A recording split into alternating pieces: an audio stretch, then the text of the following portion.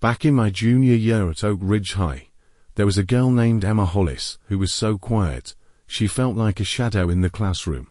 Her brown ponytail never swayed. Her plaid shirts were always crisp. Her grades were average. So was everything else about her so forgettable that even the teachers sometimes skipped her name during roll call. It was the second Tuesday of October. The weather starting to cool.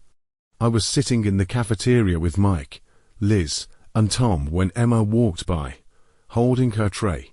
On it, just an apple and a small carton of milk. Mike suddenly called out, "Why do you always eat so little?"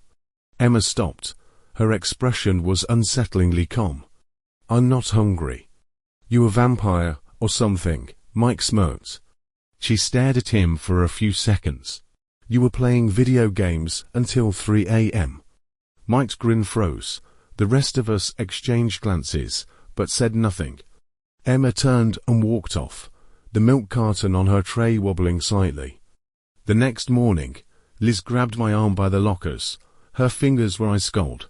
"Emma knew my mom cried last night." "What?" She said. "Your mom cried again." Liz's breathing grew shallow. "My dad got drunk and smashed stuff. Mom was crying in the kitchen."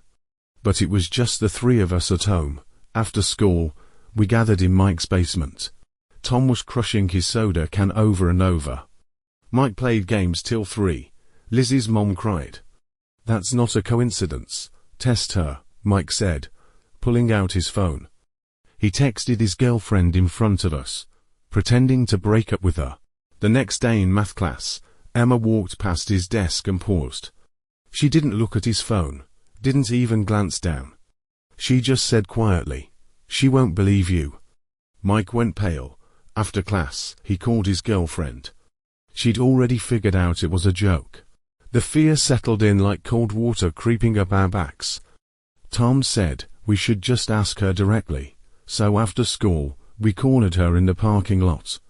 But before we could speak, she said, "It's going to rain tonight." We froze. Then she looked straight at Tom. "You didn't bring an umbrella." That night, a thunderstorm hit out of nowhere. The next day, Tom was out sick. He'd ridden home in the rain and spiked a 102-degree fever. We started avoiding Emma. She didn't seem to mind. Still moved silently through school each day, just occasionally blurting out things. "No one should know Sarah's dad got laid off. Jack's dog died." Every time, she was terrifyingly accurate. A week before Halloween, Tom collapsed during PE. The ambulance came. Emma stood by the hallway window, her breath fogging up the glass. "Is he going to die?" I whispered. Emma turned. In the sunlight, her pupils looked like glowing amber. Next Wednesday.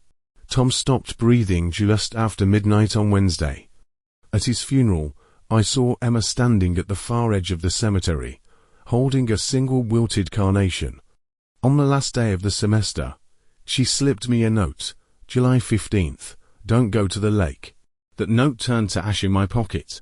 That summer, 3 graduating seniors drowned at the lake. The date was July 15th. I've since graduated college and now work at an accounting firm in the city. One night, after working late, I stepped out of the office and spotted a familiar figure sitting at the bus stop across the street. Brown ponytail, plaid shirt, still as a shadow. Like she didn't quite belong to the world around her. Emma looked up and met my eyes across the road. 12 years had passed, but she looked exactly the same. My phone buzzed suddenly. A text from an unknown number. "Kyle, you should buy an umbrella."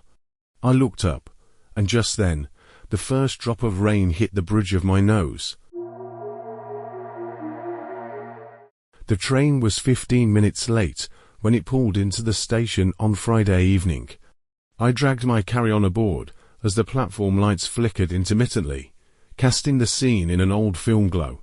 I rarely took this overnight route, a 9-hour ride from the south to the north, booked by the company. The conductor barely glanced at my ticket before nodding me through. The car was nearly empty. Just me and a middle-aged man across the aisle in a grey hoodie. Hunched by the window, he wanted to be left alone. As the train lurched forward, The trees outside scrambled backward, the world quieting, until all that remained was the rhythmic clatter of wheels on tracks. I tried to sleep, but my eyelids refused to stay shut. The car swayed violently, every curve exaggerated. The air smelled faintly of mildew and stale fast food, as if the remnants of past passengers lingered. Resting my head against the window, I felt the train's vibrations shift, no longer mechanical, but whisper close, like murmurs in my ear. When I opened my eyes, the man across from me was gone. No belongings left behind, just warmth lingering on the seat. The rest of the car stretched empty, silent. Rows of vacant seats stared like unblinking eyes. My phone had no signal, the time frozen at our departure, as if the train had severed all ties to the outside world. Minutes later, the conductor appeared from the far end of the car. His gait was measured, each step deliberate. He passed without looking at me, his frame broader, taller than before. Soon, I was alone again. A sudden thirst clawed at my throat. I grabbed my bag and headed for the dining car. Each compartment I passed felt unnaturally abandoned, newspapers left open, thermoses half full, sandwiches barely touched. As if everyone had vanished mid-journey, the dining car's lights were still on. A young girl sat in the corner, chewing mechanically, her gaze darting. I ordered coffee. The attendant moved sluggishly, spilling half of it, his expression vacant. The air reeked of burnt coffee and engine oil, thick enough to choke on. The coffee tasted like ash. I meant to return to my seat, but my feet carried me toward the rear instead.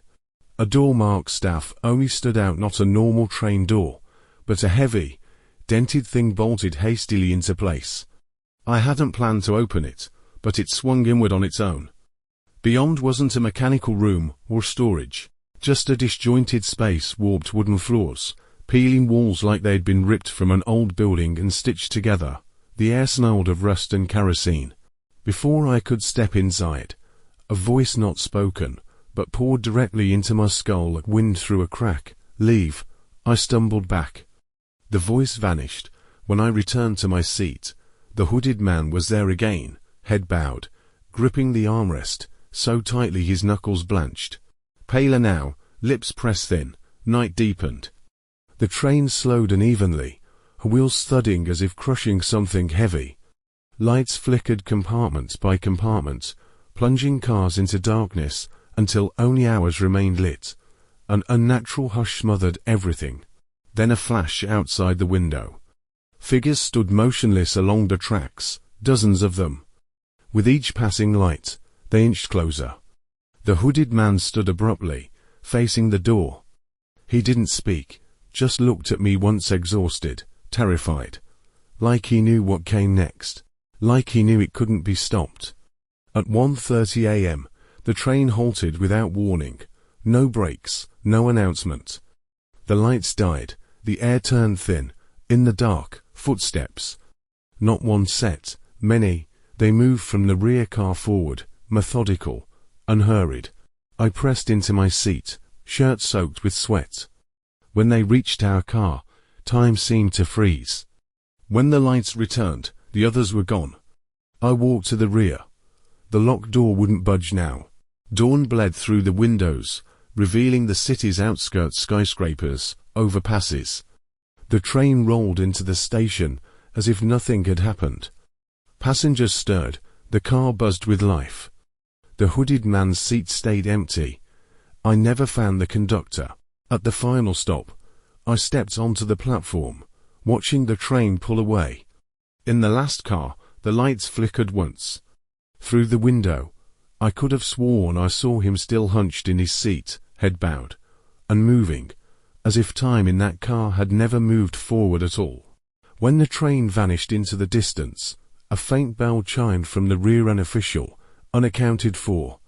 Inside that metal shell, something lingered. And slowly, somewhere in the dark, it opened its eyes. The bell tolled Onslow, stubborn, a signal not meant for anyone, but heard all the same.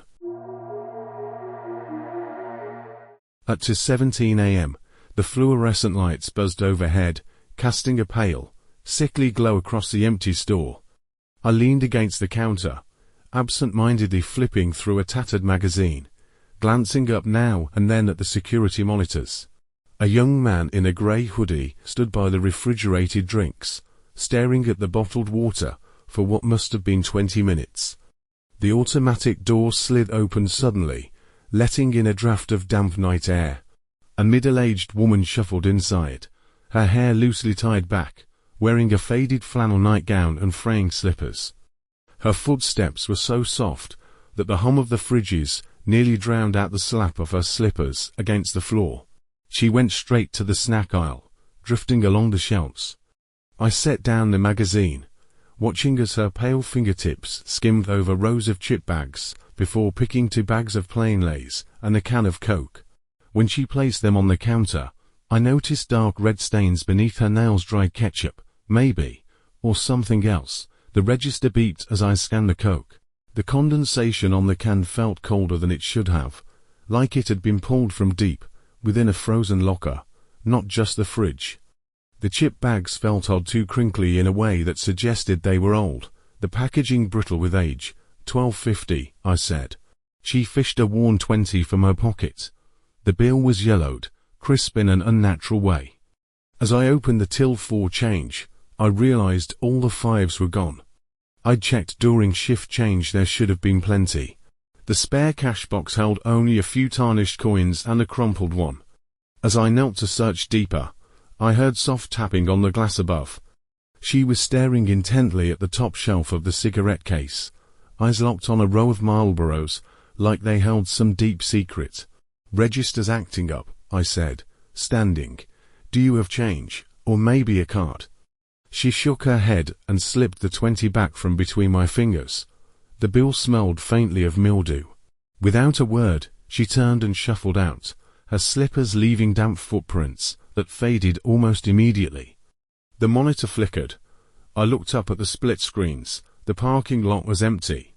The door's motion had been recorded, sliding open and shut, but no one had walked through it. The guy in the hoodie finally approached with a Coke. As I picked up the abandoned chips, the bags crackled unnaturally loud in my hands. Under the counter's light, I saw the date printed in a corner, November 1998. The cook's pull tab was the old style. I hadn't seen one of those since grade school. The fridge doors began to rattle violently, glass panes clashing with a deafening clatter. The monitors flashed and went black, leaving only my pale reflection staring back. The young man stumbled back, dropping his bottle with a heavy thud. From deep in the shelves came the sound of plastic bags rustling, followed by a soft chuckle, the same faint, breathy laugh I'd heard from her at the counter.